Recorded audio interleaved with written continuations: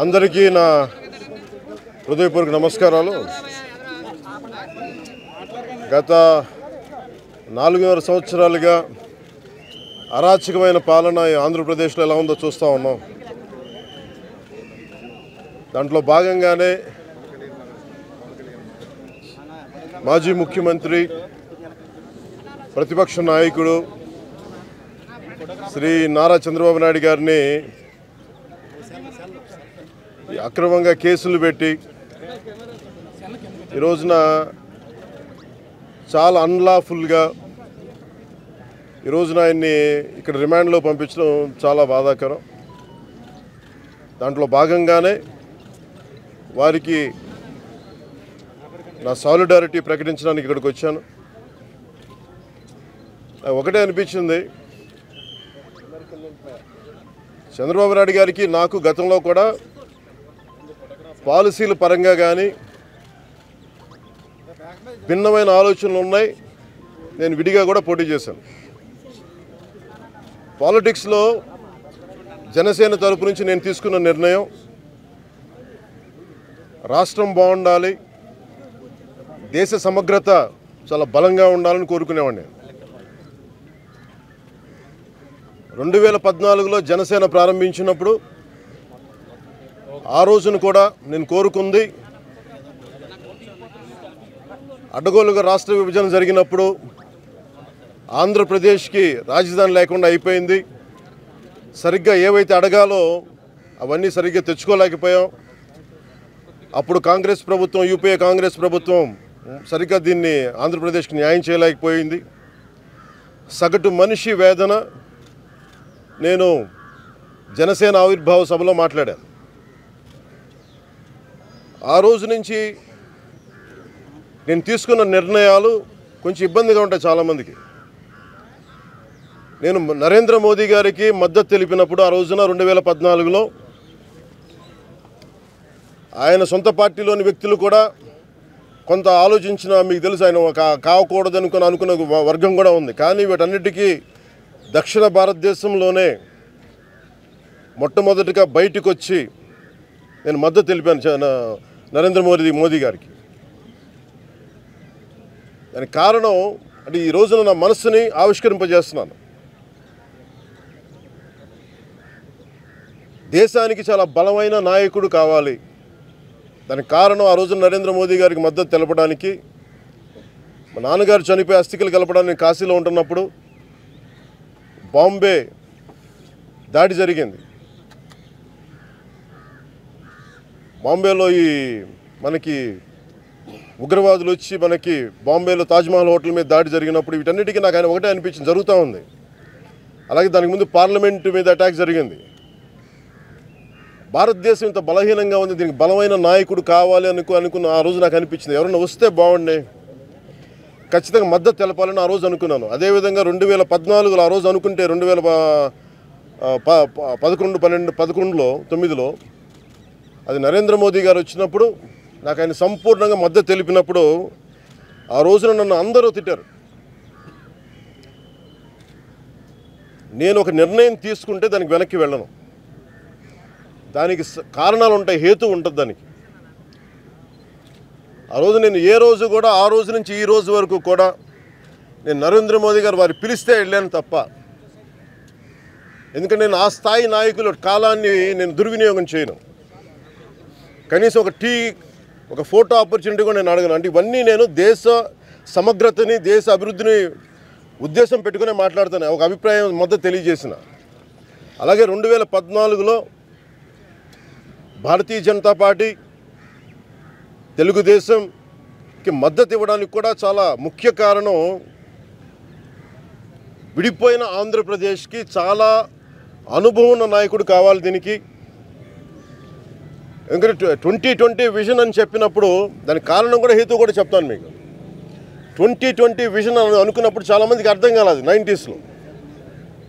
ఈరోజు మనం మాదాపూర్కి వెళ్తే ఎన్ని లక్షలాది మంది ఎంప్లాయీస్, అంత లక్షల కోట్ల టర్న్ ఓవర్ ఉండి ఒక కొత్త సిటీ క్రియేట్ చేసిన వ్యక్తి. ఆయనతో నాకు విభేదాలు ఉండొచ్చు, అభిప్రాయ భేదాలు ఉండొచ్చు, పాలసీ పరంగా నేను విభేదించవచ్చు, కానీ ఆయన అనుభవాన్ని కానీ ఆయన తాలూకు శక్తి సమర్థతను కానీ నేను ఎప్పుడు తక్కువ ఎంచున్నాను. అలాగే నేను విభేదించింది కూడా ఆ రోజున స్పెషల్ కేటగిరీ స్టేటస్ కోసం మీరు స్పెషల్ ప్యాకేజ్ తీసుకోకుండా ఉండాల్సి, ఇవి పాలసీ పరమైన విభేదాలు, ఇవి చాలా పాలసీ పరమైన విభేదాలు. ఇట్లాగ నేను గొడవపడి బయటకు వచ్చాను తప్ప, నేను అది ఏంటంటే మరి ఈ నిర్ణయం తీసుకుంటే మనం ఏదైతే నష్టపోయామో మనం సరిగ్గా మనం దీన్ని ముందుకు తీసుకెళ్ళామన్న ఆలోచనతో నేను విభేదించాను తప్ప ఆయన వ్యక్తిగతంగా ఆయన ఇంటిగ్రిటీని కానీ నేను ఎప్పుడు క్వశ్చన్ చేయలే. ఈ రోజున కూర్చొని దాదాపు ఒక 317 కోట్లు ఒక స్కామ్ అని చెప్పి, ఇప్పుడు ఉదాహరణకి ఒక బ్యాంక్ చైర్మన్కి ఎవరో చేసిన తప్పుకి బ్యాంక్ చైర్మన్కి అంటగడతామా? అలాగే దేని మీద కూడా చీఫ్ మినిస్టర్ అనే వ్యక్తి సంతకాలు చేయరు, వీళ్ళకి ఇవ్వండి అని చెప్పరు. అది కూడా 2013లో ఈ పర్టికులర్ కేసు, ఈ కంపెనీ గుజరాత్లో ప్రారంభమైన కంపెనీ, ఇది దాన్ని ప్రాతిపాదిక తీసుకొని స్కిల్ డెవలప్మెంట్కి దీనికి ఇచ్చేది, దాని కాంట్రాక్ట్ ఇచ్చేది. అది కూడా 3700 కోట్లకి అది బేసిక్గా అది హార్డ్వేర్ సప్లై చేయటం. దాని ప్రకారం ఇస్తే అన్నీ దాంట్లో ఏదైనా తప్పొప్పులు జరిగితే ఆ కన్సర్న్ వ్యక్తుల్ని దాన్ని మీరు తీసుకెళ్ళాలి, విచారించాలి. మరి ఇలాగైతే మరి నాకు ఒకటే అనిపించింది, సైబరాబాద్ లాంటి ఒక సంపూర్ణమైన సిటీని, ఇంత లక్షలాది కోట్ల టర్న్ ఓవర్ ఉండగలిగే సిటీని నిర్మించిన వ్యక్తికి ఒక 317 కోట్లు ఒక స్కామ్ పెట్టి ఆయన మీద అభియోగం మోపి ఈ రోజున ఇలా జైల్లో కూర్చోబెట్టడం చాలా చాలా బాధాకరం. నేను మన సభలో కూడా చెప్పాను, మన మంగళగిరిలో ఆయనకి జరిగిందని చెప్పి అందరూ కూర్చోబెట్టి సంకలు గుద్దుకోవడం చెప్పాను. సమస్య ఏమవుద్దంటే ఇది అన్యాయంగా కేసు మోపబడితే ఇది నిజంగా ఈడీ కదా హయ్యెస్ట్ అథారిటీ కంట్రీలో, ఏదైనా చేయాలంటే మరి ఈడీ కదా ఆయన విచారించాలి.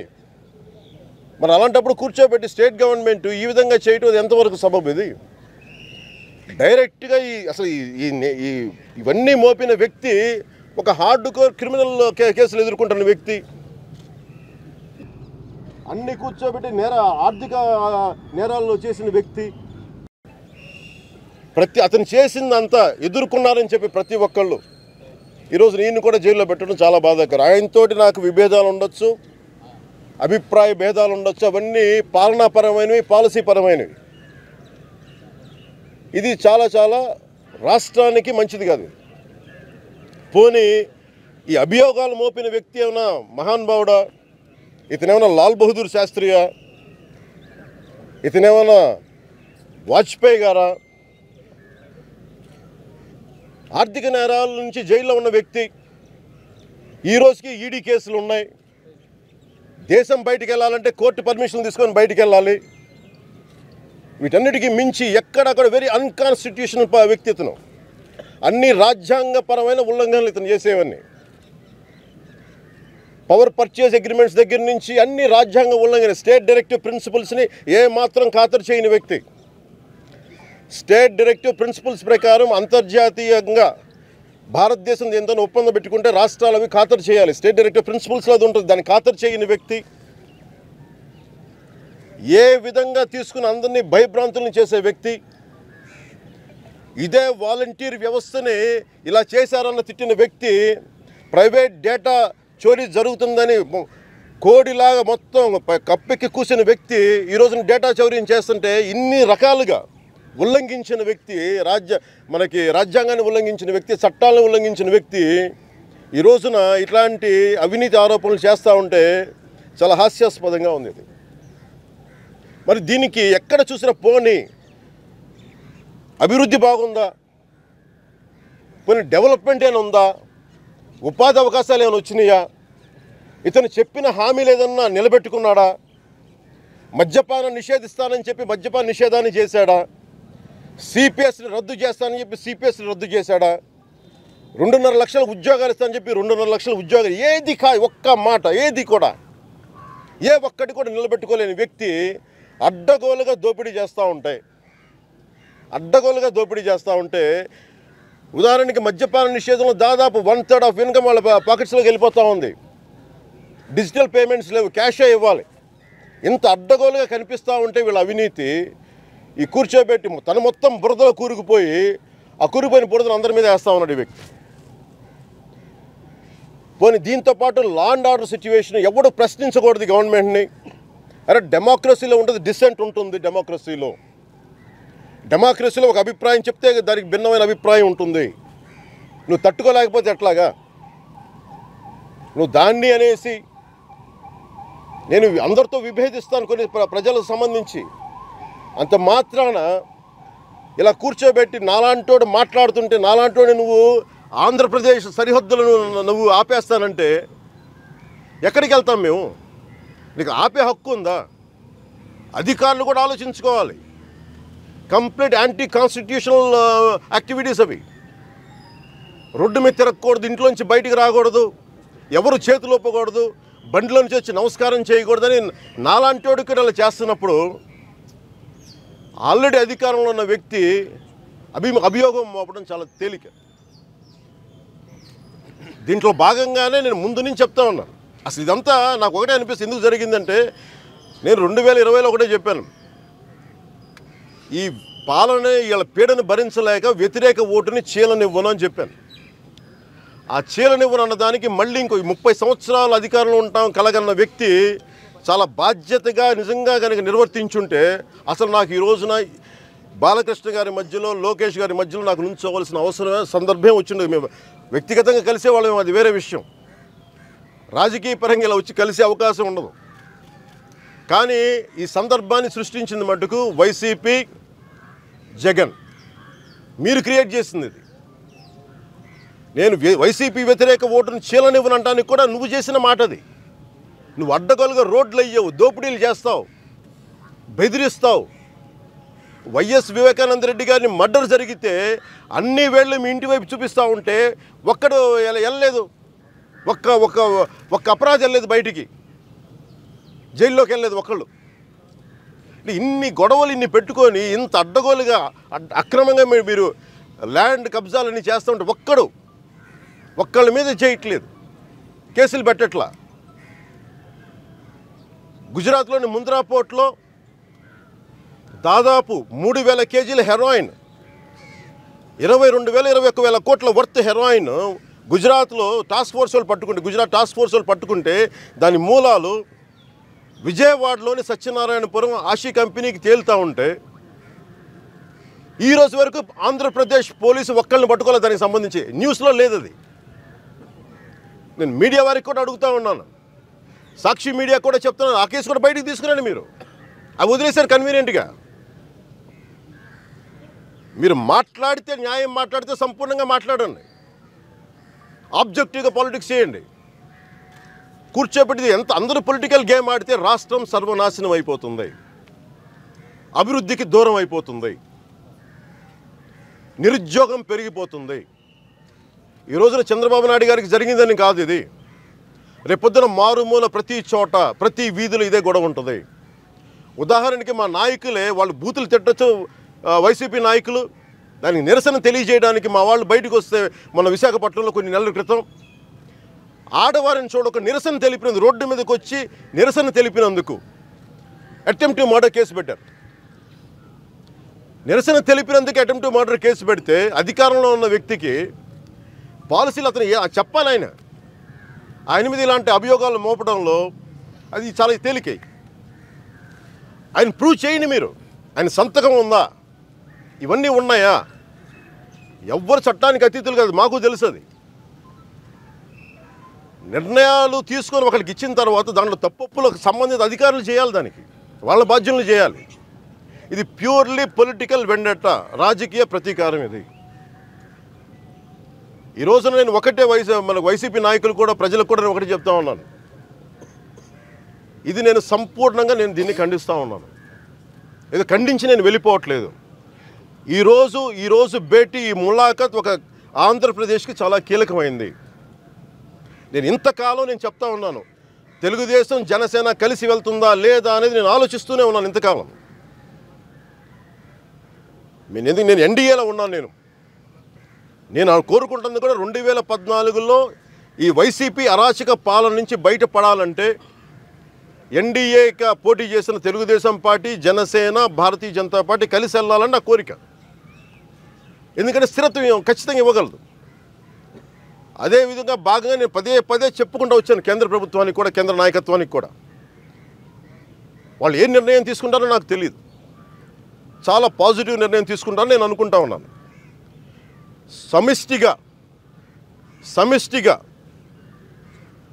వీరి తాలూకు దౌర్జన్యాన్ని, వైసీపీ తాలూకు దౌర్జన్యాన్ని, అరాచకాన్ని, ఈ అడ్డగోలు దోపిడీని ఎదుర్కోవాలంటే విడివిడిగా పోటీ చేస్తే పని చేయదు.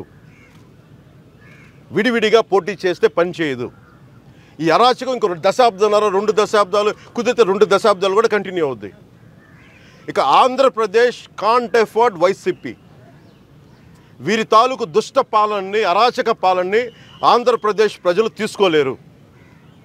నాలాంటి వాడిని రోడ్డు మీదకి రావాలంటే నువ్వు పోలీసులు 2000 మంది పోలీసులను పెట్టి తెలంగాణ బోర్డర్లో ఆపే ధైర్యం, దమ్ము నీకు ఉన్నాయంటే సగటు మనిషిని బతకనిస్తాడా వీడు ఈ ప్రభుత్వం? అందుకని దీన్ని సమిష్టిగా ఎదుర్కోవాల్సిన సమయం ఆసన్నమైంది. ఈ రోజున జనసేన కార్యవర్గానికి, పార్టీ సభ్యులందరికీ కూడా మీరందరూ ఈ పరిస్థితులు చూడండి. నన్ను కూడా రానివ్వట్లా. నేను మొన్నటి దాకా ఏ నిర్ణయం తీసుకోలే, ఉంటే బాగుంటుందని చెప్తున్నా. ఈరోజు నేను నిర్ణయం తీసుకున్నాను.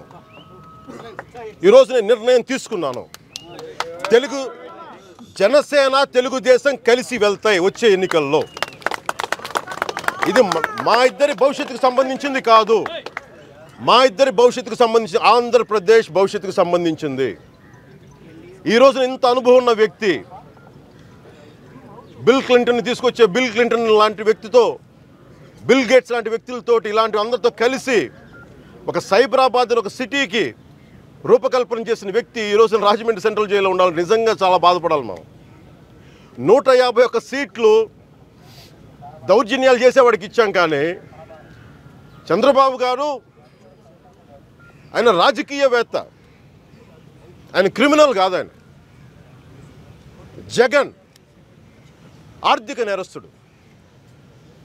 సో ఆర్థిక నేరస్తుడితో పాటు, ఎందుకంటే మన కోనసీమలో మన పక్కన మన జిల్లాలో ఉన్న కోనసీమలో కూడా 2000 మంది క్రిమినల్స్ని దింపాడు. నేను వస్తాయి ఇంకా గొడవ అయిపోద్దని చెప్పేసి కేంద్ర ప్రభుత్వం నిఘా వర్గాలు హెచ్చరించి కేంద్ర హోంశాఖ నుంచి వస్తే అప్పుడు కానీ వెనక్కి వెళ్ళలేదు. భవిష్యత్తులో వైసీపీకి మద్దతుగా ఉండే క్రిమినల్స్ కూడా నేను హెచ్చరిస్తూనే ఉన్నాను. మీరు కనుక వీరి అండదండలు చూసుకొని మీరు మా గుంపుల్లో చొరబడి, మొన్న నాకు కోనసీమలో చేసినట్టుగా, వారాహి యాత్రలో గొడవలు చేస్తున్నట్టుగా, మన చంద్రబాబు నాయుడు గారికి చిత్తూరులో మీరు చేస్తున్నట్టుగా, భీమవరంలో మన లోకేష్ గారు వెళ్తే చేస్తున్నట్టు ఇలా చేస్తే మీరు ఒకటే గుర్తుపెట్టుకోండి, నాజీలని, హిట్లర్ నాజీ ఆర్మీని యూదులు ఎలాగైతే వెంటపడి వాళ్ళని చట్టసభలు తీసుకొచ్చారో, వైసీపీకి మద్దతు తెలిపే ప్రతి క్రిమినల్ని, చిన్న చితక ప్రతి ఒక్కరిని బయటికి లాక్కొస్తాం, గుర్తుపెట్టుకోండి. ఎవరిని. అందుకని మీరు రాయి వేసేటప్పుడు ఆలోచించండి. మీరు ఏ ఒక్కరిని వదలం. అందుకని మేము కోరుకుంటుంది కూడా ఈ రోజున ఆంధ్రప్రదేశ్ భవిష్యత్తు బాగుండాలి. ఇదే నా ఆకాంక్ష. ఇది ఆంధ్రప్రదేశ్ ఆకాంక్ష, నా ఆకాంక్ష ఇది. ఆంధ్రప్రదేశ్ బాగుండాలన్న ఆకాంక్ష ఇది. విసిగిపోయాం వైసీపీ పాలనతోటి. ఇలాంటి వ్యక్తులకే నువ్వు రాజకీయాల్లో పట్టు విడుపు ఉంటుంది. ఇదే రాజశేఖర రెడ్డి గారు ముఖ్యమంత్రి అయితే పట్టు విడుపున ముఖ్యమంత్రి అతను. ఆయన స్వార్థం ఆయనకుంది, ఎవడు కాదంటలా. కానీ పట్టు విడుపు తెలుసు. రేపొద్దున ఈ రోజున మీరు చంద్రబాబు నాయుడు గారికి ఇచ్చిన ప్రెసిడెంట్ రేపొద్దున డీజీపీకి వర్తించవచ్చు, చీఫ్ సెక్రటరీకి వర్తించవచ్చు. ఎవరికైనా సరే, ఎవరు చేసిన తప్పుకు వాళ్ళు ఉన్నత స్థాయి అధికారికి దీన్ని వర్తింపజేయచ్చు. ఆ ప్రెసిడెంట్ అయితే జగన్ ఓపెన్ చేశాడు. ఆంధ్రప్రదేశ్లో ఉన్న ప్రతి ఉన్నత అధికారులు కూడా మీరు దీన్ని దృష్టిలో పెట్టుకోండి. 20 సంవత్సరాలు జరిగిన ఎన్కౌంటర్లు కూడా తిరిగి ఈ రోజున తీసుకురావచ్చు. మీరు అలాంటి ప్రెసిడెంట్ ఓపెన్ చేశాడు జగన్. ఇది మీకే డేంజర్. ఇది అలాంటి ప్రెసిడెంట్ ఈయన మీద ఓపెన్ చేశారు. రేపొద్దున మీకు జరగదని గ్యారంటీ ఏంటి? సొంత అక్క తల్లిని, సొంత చెల్లిని, వదిలేసిన వ్యక్తి, సొంత బాబాయిని చనిపోతే వాళ్ళని వెనకేసుకొచ్చే వ్యక్తి రేపొద్దున మీరు అధికారులంతా కొమ్ము కాస్తూ ఉన్నారు. ఈ రోజున మిమ్మల్ని అతను వెనకేసుకొస్తారని మీరు ఎందుకు అనుకుంటున్నారు? అతను జగన్ని నమ్ముకొని వెళ్తే కుక్కతో ఒక పట్టుకొని గోదావరి ఇదినట్టు అధికారులకి ఇదే చెప్తా ఉన్నాను. రేపొద్దున మళ్ళీ ఒక మాజీ ముఖ్యమంత్రికి ఈ స్థితి వచ్చినప్పుడు ఒక అధికారులుగా మీరు ఏ స్థాయిలో ఉంటారో మీరు ఆలోచించుకొనే చేయండి. ఈ రోజున ఇంకొక మొన్న చెప్పాను 6 నెలలే మీకు అని చెప్పాను వాళ్ళందరికీ కూడా. నేను ఎప్పుడు కూడా పోలీసుతో కన్ఫ్రంటేషన్ చేయను. నేను గౌరవం నాకు పోలీస్ అంటే. కానీ మీరు అంత అడ్డగోలుగా కూర్చొని చట్టాలని, రాజ్యాంగాన్ని, లాని అతిక్రమించి మీరు చేస్తే ఇంకా మేము మాట్లాడాల్సి వస్తుంది. మొన్న తెలంగాణ ఆంధ్ర బోర్డర్లో నేను వస్తున్నప్పుడు గొడవ it is nothing short of a civil war. అది సివిల్ వార్ అంటే చట్టాలని ఎన్ఫోర్స్ చేసే లా ఎన్ఫోర్స్మెంట్స్కి ఎదురెళ్ళడం. ఎందుకు ప్రజలు ఎదురొస్తారంటే అంత విసుగు ఉంది. పోలీస్ వ్యవస్థ కూడా ఇంత బానిసత్వంతో ఉంటే నిజంగా ఎవరు ఏం చేయలేరు. అప్పుడు ప్రజల చేతిలో తీసుకుంటారు. మేము ఇంకా చాలా బాధ్యత గల వ్యక్తులం కాబట్టి చాలా పద్ధతిగా మాట్లాడుతున్నాం. నేను మర్చిపోకండి అందరూ. 2000 వచ్చే ఎన్నికలు 6 నెలలు జగన్ నీకు 6 months. 6 నెలల తర్వాత జగన్ మద్దతుదారులు ఎవరైనా సరే మీరు ఇప్పుడే కరెక్ట్ చేసుకోండి మీరు. ఎందుకంటే మీరు చంద్రబాబు నాయుడు గారికి జరిగింది కానీ, నన్ను ఆపింది కానీ, రిపీటెడ్గా మమ్మల్ని ఆపుతుంది కానీ ఏది ఇంక ఇది రిపీటెడ్గా వెళ్తూ ఉంది. ఇంకా 6 నెలలు మీరు ఏం చేసినా మీకు గొడవే కావాలి, మాకు సివిల్ వారే కావాలి, యుద్ధ వాతావరణమే కావాలి అంటే మీకు యుద్ధమే కావాలంటే యుద్ధమే ఇస్తాం. మీకు యుద్ధమే ఇస్తాం. అలా కాదు మేము తప్పు కరెక్ట్ చేసుకోండి. ఖచ్చితంగా కరెక్ట్ చేసుకోండి. జగన్ని నమ్ముకున్న వైసీపీ నాయకులందరూ కూడా ఒకసారి ఆలోచించుకోండి. మీరు ఆలోచించుకొని మీరు అతనికి మద్దతు ఇవ్వాలా, నిలబడాలా. రేపొద్దున భవిష్యత్తులో మీరు కూడా ఇదే ఆరోపణలు ఎదుర్కోవాల్సి వస్తుంది. మేము వదలం ఎవరిని. ఖచ్చితంగా ఏ ఒక్కరిని వదిలిపెట్టాం. ఇసుక దోపిడీ చేసిన వాళ్ళని కానీ, మైనింగ్ చేసిన వాళ్ళని కానీ అడ్డగోలుగా బెల్ట్ షాపులు అందరితో సహా అందరినీ బయటికి పట్టుకొస్తాం. ఒక మాజీ ముఖ్యమంత్రిని మీరు రిమాండ్లో కూర్చోబెట్టగలిగినప్పుడు ఇంకా మీ పరిస్థితి మీరు ఊహించుకోండి.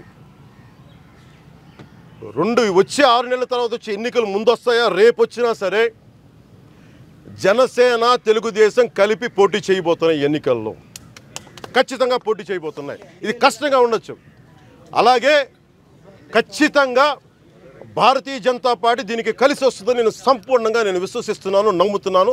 అదే జరుగుతుంది. ఇప్పటివరకు బీజేపీ వాళ్ళు మీతో ఏమైనా మాట్లాడారు? ఇది ఈ రోజు కాదంటే నేను ఎప్పుడు ప్రధానమంత్రి గారి దగ్గరికి వెళ్ళినా జగన్ గురించి నేను ఎందుకు కంప్లైంట్ చేయనంటే ఆయనకు తెలియంది కాదు కదా. ఒక దేశాన్ని సంపూర్ణంగా నడిపే వ్యక్తి ఆయన దగ్గర ఉన్న వ్యవస్థలు కానీ, ఆయన దగ్గర ఉన్న యంత్రాంగం కానీ నేను చెప్పాల్సిన అవసరం ఉందా? నన్ను విశాఖపట్నంలో ఇబ్బంది పెట్టారు, నా సినిమాలు ఆపేశారు అని చెప్పి నేను ఆయన చెప్పాలా? అది తెలియదా? తెలుసు. నేను ఎందుకంటే ఆయన టైంని వేస్ట్ చేయను నేను. అలాగే రాష్ట్రంలో ఇంత దోపిడీ జరుగుతుంది, ఇంత అరాచకంగా ఉందంటే ఆయన తెలియదా? తెలుసు. నేను చెప్పాల్సిన విధంగా తెలియజేస్తాను, ఆయనకి చెప్పాను కూడా. కానీ నేను వ్యక్తిగత ద్వేషం లేదు నాకు జగన్ మీద, అది కూడా చెప్తున్నాను. నిజంగా జగనే కనుక 151 ఎమ్మెల్యేలు ఉండి 30 మంది పార్లమెంట్ సభ్యులుండి అద్భుతంగా పాలిస్తే నేను ఈ రోజున ఈ పరిస్థితి వచ్చిండేదే కాదు. జగన్ కూడా నేను హ్యాట్స్ ఆఫ్ చెప్పేవాడిని, అద్భుతమైన పాలనని. కానీ నువ్వు చెయ్యకుండా అరాచకం చేస్తానంటే ఇది ఖచ్చితంగా ఇబ్బంది. అందుకనే దీనికి ఖచ్చితంగా బీజేపీ సంపూర్ణ మద్దతు ఉంటుంది దీనికి.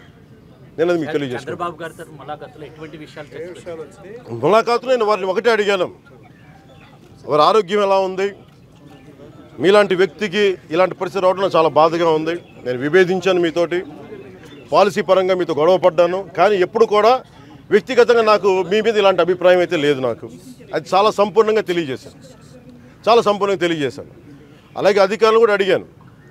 ఆయన ఆరోగ్యం పెద్దలైనా వయసు పెద్దదైంది, ఏమాత్రం చూస్తున్నారు సరిగ్గా ఉందంటే వాళ్ళు చెప్పారు, వాళ్ళు చెప్పాల్సినవి చెప్పారు. అలాగే నేను కోరుకుంటుంది కూడా మొత్తం వారికి ఒకటే తెలియజేశాను, నేను నా సంపూర్ణ మద్దతు ఉంటుంది, నేను ఈరోజు ఒక కీలకమైన నిర్ణయం తీసుకుంటానని చెప్పాను ఆయనకి. ఎందుకంటే మొన్నదాకా ఆలోచించాను, మీ స్థాయి వ్యక్తికి ఈ నిర్ణయం వచ్చినప్పుడు ఇంకా ఆంధ్రప్రదేశ్ అధోగతికి పాలైందని అర్థం. నేను బయటకు వచ్చి సంపూర్ణంగా నిర్ణయం తీసుకుంటానని చెప్పి నేను ఆ నిర్ణయం తెలియజేశాను. ఖచ్చితంగా ఆ స్థాయి వ్యక్తికి అంటే నాకు ఒకటే అనిపించింది, నేను హైదరాబాద్ నుంచి వస్తూ ఉన్నాను, చిత్ర పరిశ్రమని నేను షూటింగ్ చేస్తా 1500 మందితో షూటింగ్ చేస్తూ వచ్చాను. గత కొద్ది నెలలుగా సరిగ్గా షూటింగ్ చేయాలని చెప్పి ఏదో ఫినిష్ చేద్దామని వస్తుంటే నాకు ఒకటే అనిపించింది, మేము 1500 మందితో షూటింగ్ చేస్తా ఇంత ఉపాధి కల్పిస్తాం. అక్కడ చాలా సాలిడ్గా చిత్ర పరిశ్రమ అభివృద్ధి అయింది. నేను ఆ హైటెక్ సిటీ నుంచి వస్తామని నాకు ఒకటే అనిపించింది, ఇంత సంపూర్ణంగా విజన్ చూసిన వ్యక్తి ఈ దుస్థితి ఏంటనిపించింది. చాలా చాలా బాధ అనిపించింది. అవన్నీ తర్వాత ఇప్పుడు ముందుగా మేము చేయదలుచుకుంది రేపటి నుంచి జనసేన తెలుగుదేశం ఉమ్మడి కార్యాచరణ ఎలా ఉండాలి, జాయింట్ యాక్షన్ కమిటీ ఫస్ట్ ప్రారంభించడం, ముందు మా తరపు నాయకులందరినీ పిలిచి వారి అభిప్రాయాలు తీసుకురావడం, ఆంధ్రప్రదేశ్ దుస్థితి తెలియజేయటం, సో మా వాళ్ళని సంసిద్ధం చేయటం, అలాగే లోకేష్ గారు బాలకృష్ణ గారు వారి కార్యవర్గాన్ని సంసిద్ధత చేయడం, ఉమ్మడి జాయింట్ యాక్షన్ కమిటీ ఏం చేయాలి దాన్ని నిర్ధారించుకోవటం, అలాగే కేంద్ర ప్రభుత్వానికి కూడా తెలియజేయడం, గవర్నర్ గారికి తెలియజేయడం ఆంధ్రప్రదేశ్ దుస్థితి, ప్రధానమంత్రి గారికి తెలియజేయటం, కేంద్ర నాయకత్వం అమిత్ షా గారికి తెలియజేయటం, ఇదొకటి. అలాగే ఐక్యంగా ఏమేం కార్యక్రమాలు చేయాలి అదొకటి. ఇవన్నీ చేసిన తర్వాత అప్పుడు భవిష్యత్తులో ఎట్లాగా పోటీ ఎలా చేయాలి అనే తర్వాత సంగతి. ఇప్పుడు ముందుగా మాకు ఎన్నికలు పోటీల కంటే కూడా ముందస్తుగా ప్రజలకి భరోసా కల్పించాలి. ఒక నిమిషం, చంద్రబాబుకి న్యాయం జరిగే వరకు చంద్రబాబు వెంట జనసేన మీరుంటారా? అలాగే ప్రజలకి ఎలాంటి హామీ? ఇక చంద్రబాబు గారికిను జనసేన ఇవన్నీ కాదు, ఇది ప్రజల కోసం ఇది. ఎందుకంటే రేపు పొద్దున మీ మీడియా వాళ్ళకి ఈ రోజున ఒక్క ఇంటర్వ్యూ ఇవ్వలేదు, మీకు ఒక్క ప్రెస్ మీట్ పెట్టలా. మీరు చంద్రబాబు నాయుడు గారు లాంటి వాళ్ళని నాలాంటి వాళ్ళని మీరు కూర్చోబెట్టి మీరు ఇష్టారాజ్యంగా మాట్లాడేస్తారు, కానీ మీరు ధైర్యంగా కూర్చొని ఇంక్లూడింగ్ సాక్షి వాళ్ళతో కూడా మీరు కూర్చోబెట్టి మీరు అడగండి, మీ ఓనర్ని, సాక్షి ఓనర్ని అడగండి. కాదు వినండి, సాక్షి ఓనర్ని అడగండి, ఏమయ్యా మీ వాడు ఒక్క ప్రెస్ మీట్ కూడా పెట్టలేదు, మీరు పవన్ కళ్యాణ్ చంద్రబాబు గారిని బాలకృష్ణ గారిని లోకేష్ గారిని మీరు కూర్చోబెట్టి సాగుదొబ్బేస్తుంటారు రకరకాల ప్రశ్నలతోటి. మరి మీరు ఇవ్వండి, మీరు అది ఇవ్వను మాకు, ఉండండి చెప్పండి. అందుకని ఇది కూర్చోబెట్టి ఒక్క ప్రెస్ మీట్ పెట్టమని చెప్పండి ఆయన్ని. నేను అడుగుతాను వచ్చి, ప్రశ్న ఎలా చేయని కాడికి మీకు అనిపిస్తుంది కదా. ఈ రోజున మీరు ఎందుకు చెప్తున్నాను ఈ ప్రశ్న అంటే ఇది చంద్రబాబు గారి కోసం అంటే కాదు, ఇంక్లూడింగ్ ద ఫోర్త్ పిల్లర్ జుడి మీకు మీడియా ఫోర్త్ ఎస్టేట్ మీడియాని మీకే స్థానం లేనప్పుడు అది కూడా ఒక అబరేషనే కదా అది. సో ప్రజాస్వామ్యం ఇదే కదా, దానికి ఉల్లంఘనే కదా అది.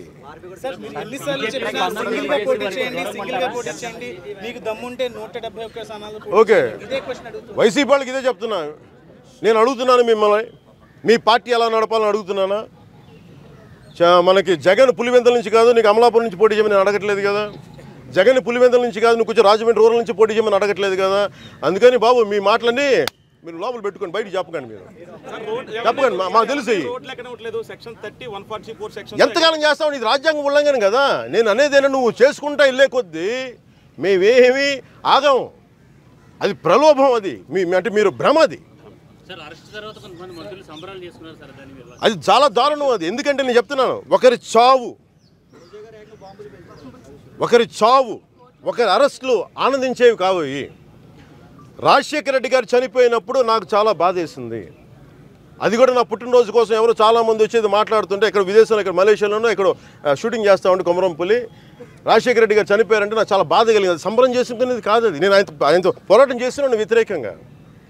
అలాగే మొన్నటికి మనం చాలామంది ఎవరైనా నన్ను తిట్టిన వాళ్ళు ఏదైనా చనిపోతే నేను ఆనందపడేది కాదు.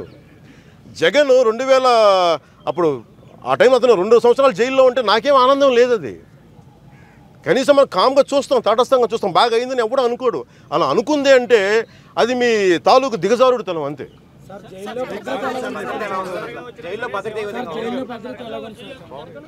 ఒకటే నేను ఇందాక మీకు చెప్పాను, ప్రధానమంత్రి గారికి అమిత్ షా గారు తీసుకెళ్ళి జైల్లో ఈయన భద్రత చాలా కీలకమైంది. ఇది నాకు ఎలాగ భద్రత లేదు, నాకు భద్రత లేదు, నేను అడగను, ఎందుకంటే అన్నీ తెగించి వచ్చాను.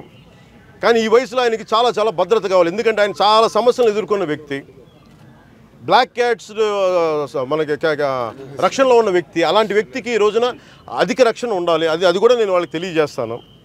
ఇదేంటంటే ఆంధ్రప్రదేశ్ అతలాకుతలం అయితే ఎంటైర్ సౌత్ అతలాకుతలం అయిపోతుంది, మర్చిపోకూడదు మనం. ఎందుకంటే కీలకమైన రహదారులన్నీ మొత్తం సౌత్కి అంతా రహదారులను ఇక్కడి నుంచి వెళ్తాయి, ఈస్ట్ వెస్ట్ సౌత్ అంతా.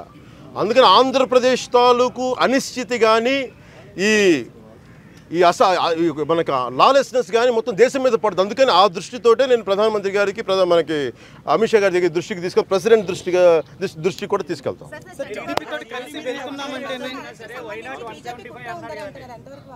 ఇదండి అది నేను నమ్మట్లేదండి, అసలు అది నేను నమ్మట్లా. అదేంటంటే నేను ప్రతిసారి ఇదే అడుగుతాను, సార్ మీ మీద ఈ పర్సెప్షన్ ఉంది అంటే మరి నేను, ఎందుకంటే ఇప్పుడు ఆ స్థాయికి వచ్చాక ఆ నాయకులు ఇప్పుడు మీకు నేను రూమ్లోకి వెళ్ళి మాట్లాడాను, నేను ఏం చెప్తానో నా ఒపీనియన్ మీరు వెళ్ళి అడుగుతారా ఆయన్ని? మీరు అమిత్ షా గారిని అడగలరా? వీళ్ళు చెప్పిందా మరి వాళ్ళ ఎంపీలు ఎవరో చెప్తారు మీకు, వాళ్ళు వెళ్ళి అడగలేరు కదా మీరు వాళ్ళు. ఎందుకంటే వాళ్ళు ఇవన్నీ ప్రతిదీ మీకు ఇన్ని రాష్ట్రాల తాలూకు న్యూస్ ప్రతిదానికి వాళ్ళు స్పందించడం తప్పు. ఇప్పుడు నేను వెళ్ళి ప్రతి ఊర్లో జరిగిన ఒక ఒపీనియన్కి నేను ఎలా స్పందించలేను, అన్ని రాష్ట్రాల్లో జరిగిన దానికి వాళ్ళు స్పందించలేరు వాళ్ళు. అందుకని నాకు తెలుసు కదా దీని వెనక బీజేపీకి సంబంధం లేదు.